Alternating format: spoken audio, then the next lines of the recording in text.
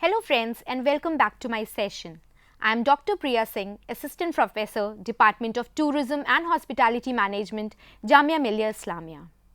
Today we would be discussing a very interesting form of tourism, that is pro-poor tourism. In my session, I would be taking you through the contents of defining the pro-poor tourism, tourism supporting pro-poor tourism, how the linkage between the tourism and sustainability survives, activities of pro-poor tourism, strategies pro-poor tourism, stakeholders' role in pro-poor tourism and also the implications.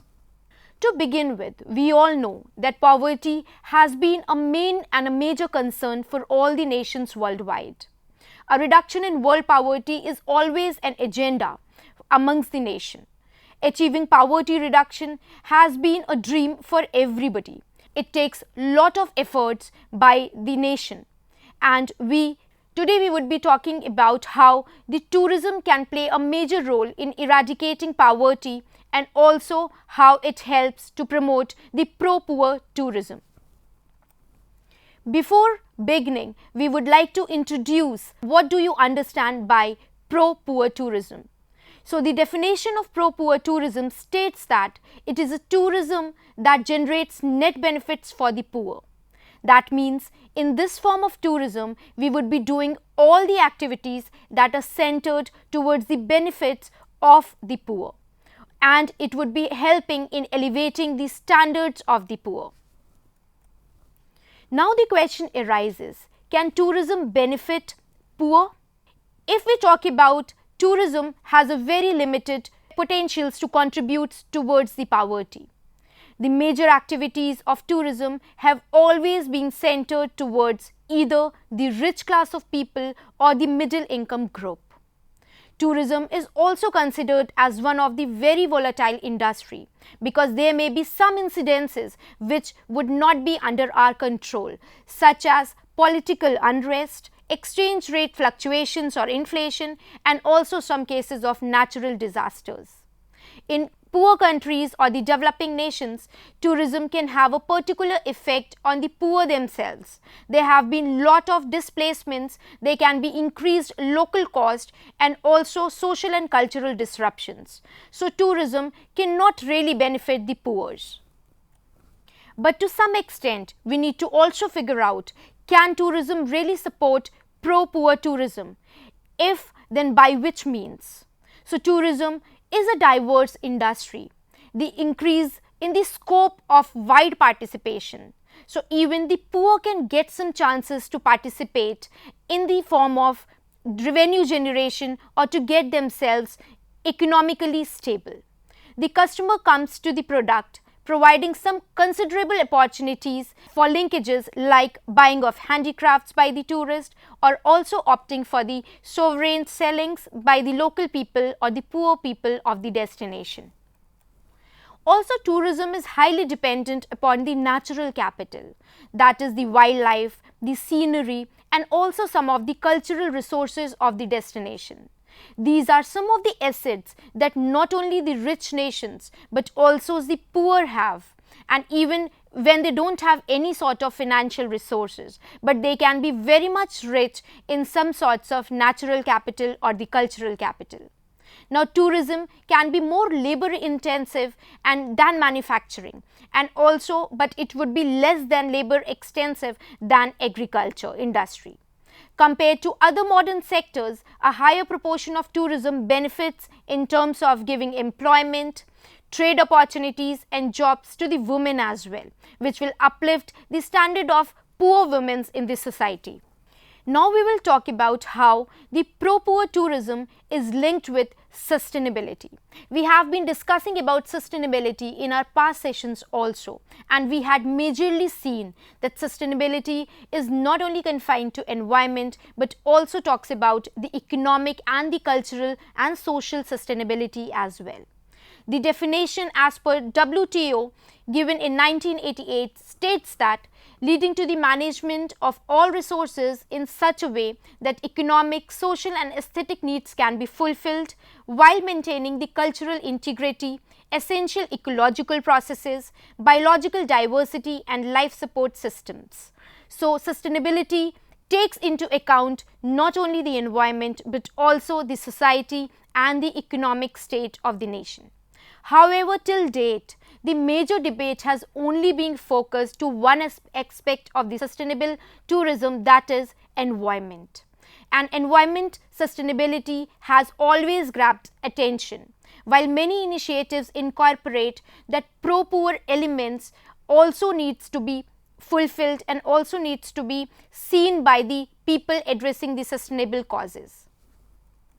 So, the pro-poor tourism attempts to do this by putting the concerns of poor people and poverty also at the center of the sustainability debate, that we should not only focus on the environment, rather we should also take into account and considerations about the state of poor people on the destinations.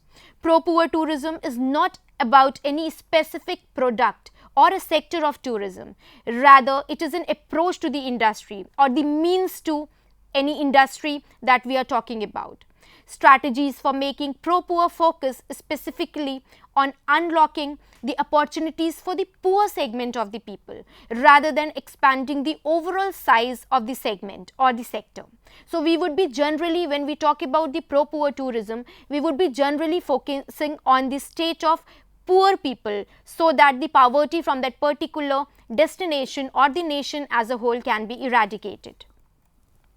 Now, what activities can be done in pro-poor tourism? There are majorly 3 activities which can be done as considered as a core activities of pro-poor tourism. The first one is increasing the access of the poor to the economic benefits. That means we would be making them more accessible to the different means of attaining economic stability, like by expanding the business and employment opportunities for the poor, by providing the training so that they are in a position to take up different opportunities, and also to make sure that they earn a lot of income. The second activity can be addressing the negative social and environmental impacts which are often associated with tourism. So, we need to definitely address the environmental impacts such as the lost access to the land, the coastal areas and other resources, or the social disruptions or exploitations. The third activity, which is very important, is about the policy or the process reformations. So, we need to reform the policies by creating a policy that removes some of the barriers which are often created for the poor, by promoting their participation and also taking their say and taking their voice in terms of decision making processes, and also encouraging the partnerships between the private sector and poor people so that there can be development of new tourism products. Now we can talk about how the pro-poor tourism can be supported. Government also has a very important and a vital role to play in the supporting of the pro-poor tourism. Also, the private sector, the non-government organizations, the community organizations and the poor themselves play a very critical role when we talk about how we can support the pro-poor tourism. The private sector can be directly involved in pro-poor partnerships. Also, at a minimum, a private operator should participate always in product and market development to ensure that there is some commercial realism. There is also much needed from the government end, and a leading role can be seen from the government's part towards the pro-poor tourism, and which will be a very great advantage for the tourism sector.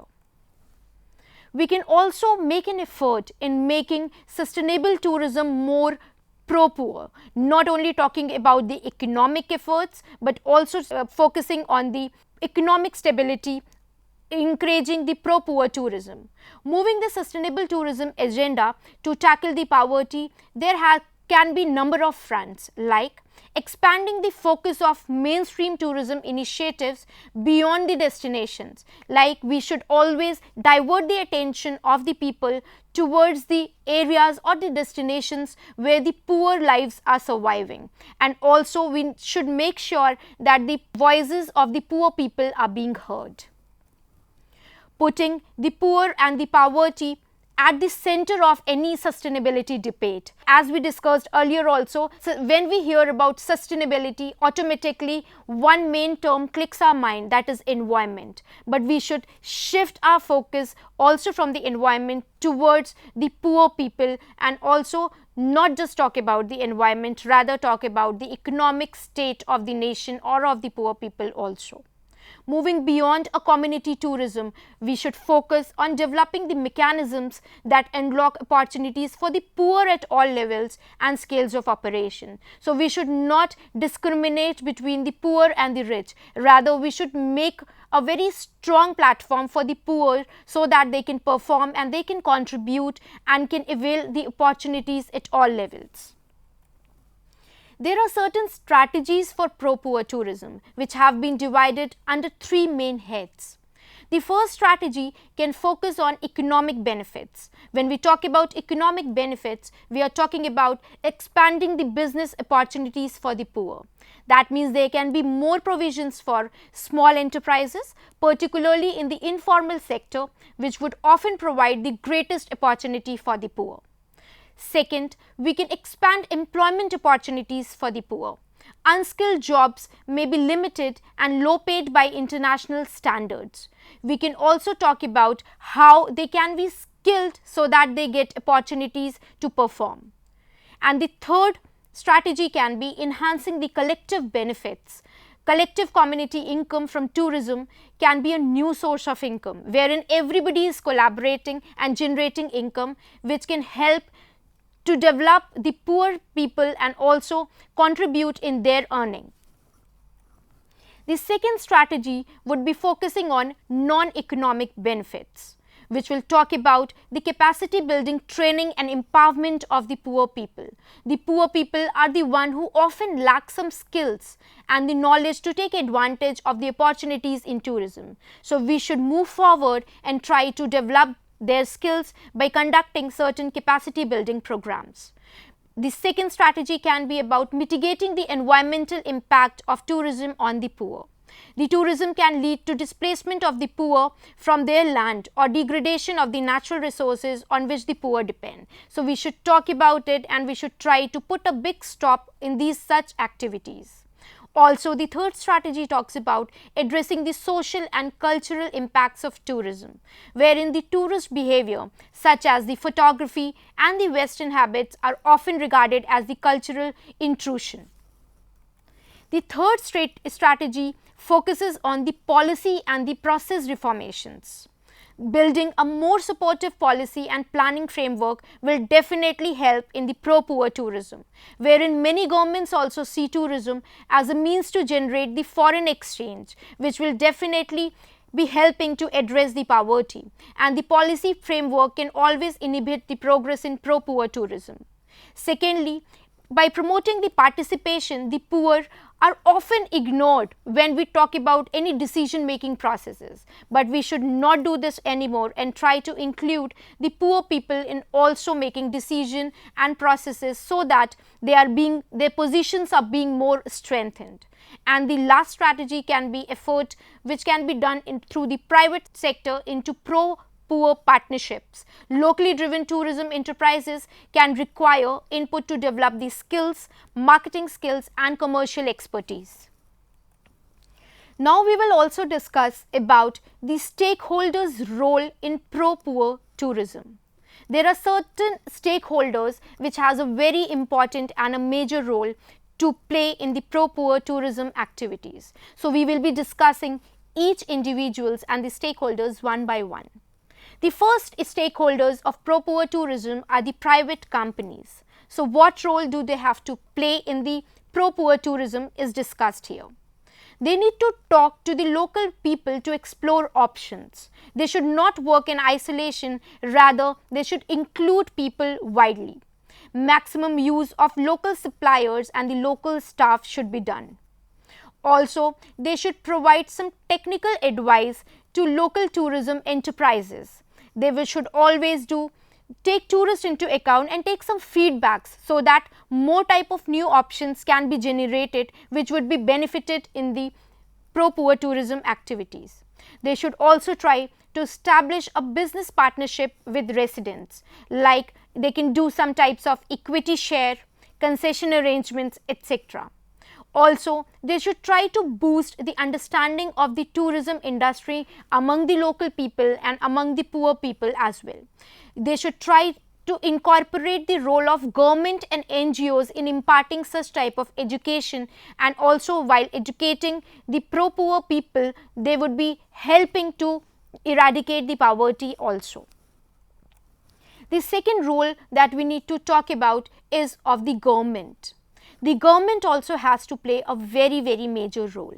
Like, the government should always consult with poor residents while taking any decisions about tourism. They should not only think about the upper class people or the middle income group people, they should also take decision making processes. They should try to involve the poor people as well. They should provide secure tenure for the poor over tourism lands or assets. They should not ignore or they should not devoid the poor people of any of the opportunities or the assets. They should use planning controls and investment incentives to encourage the private operators to make and implement pro-poor commitments within a framework of broader sustainability. Their goals should be very much committed to the development of the poor people in the society. They should encourage the dispersion of tourism to poor areas through some types of infrastructural investments and marketing. Also, this helps in the development of the rural and urban in a longer run. They should ensure some good policy that needs to be followed up with the implementation through the linking policy to budgeting cycles, and also giving them sufficient implementation capacities at the appropriate levels of the government. There should be devolution of resources at the level for the poor people also. There should be an integrated awareness of pro-poor tourism into pro-poor growth strategies and small enterprise strategies. Now, how can a civil society play or contribute towards the development in the pro-poor tourism? The civil society act as a catalyst and liaison between the stakeholders. They should ideally invest in training, capacity building and technical assistance to the poor people so that they can help in increasing their understanding of the tourism industry and to develop skills for small business and tourism employment. Also, the society can explore options for linkages between the private operators and the poor suppliers. They should facilitate the process to reduce the time and risk for them. The society can contribute towards the development of processes that can amplify the voice of the poor at policy level. So, they should try to be the voice of the poor. They should also contribute towards the push for the inclusions of pro-poor objectives and agendas within the multilateral trade relations. Now, also we will discuss about the roles of donors. How can donors contribute in the development of pro-poor tourism? When supporting tourism development, we require assessment of different pro-poor tourism issues. We should ensure that tourism consultants are aware of the issues that are being raised by the pro-poor tourist activities, and we need to address them so that there can be some considerable influence in the tourism national plans. Also, the donors can support through the anti-poverty strategies in specific areas where tourism exists, so that the pro-poor potential of the tourism is assessed. We need to also promote pro-poor tourism within the international agendas so that the governments and the industry should try to focus within the sustainable ranges of the pro-poor development, and ultimately the poor people of that particular destination will be developed. Now, we will also talk about how what will be the implications of the pro-poor tourism for the government, for the donors, and for the civil society. This involves the tourism and the policymaker, planners, business and consultants. They all need to incorporate the pro-poor concerns at different levels. This involved in the wider aspects of the poverty reduction, and it will also help in the rural development through the exploration and exploitations of the potential of tourism wherein they were working. Also, the pro-poor tourism can make good business sense, especially when it gives the consumers more choice, when it gives them the options and alternatives. Corporate engagement should be based on commercial opportunity, not just ethical appeal, so that the more of the poor people are benefited. The sustainable tourism agenda should be harnessed for the poverty reduction and should not only focus on environment. Rather, it should also debate about the state of poor people in the nation, in the society, or at that particular destination.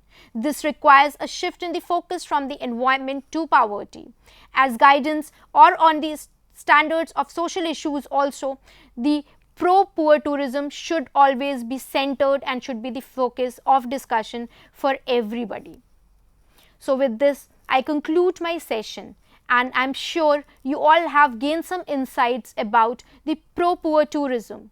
And we have to conclude here, like pro-poor tourism is always centered for the poor people, and it always focuses on the net benefits that are gained for the poor people. And also it will include all the tourism activities which do not have any other agenda. Rather, it always focuses on how the poor people of the nation, the poor people of that destination can be benefited, and their state or their situation in the existing society is uplifted. So thank you so much, and I hope you all enjoyed my session.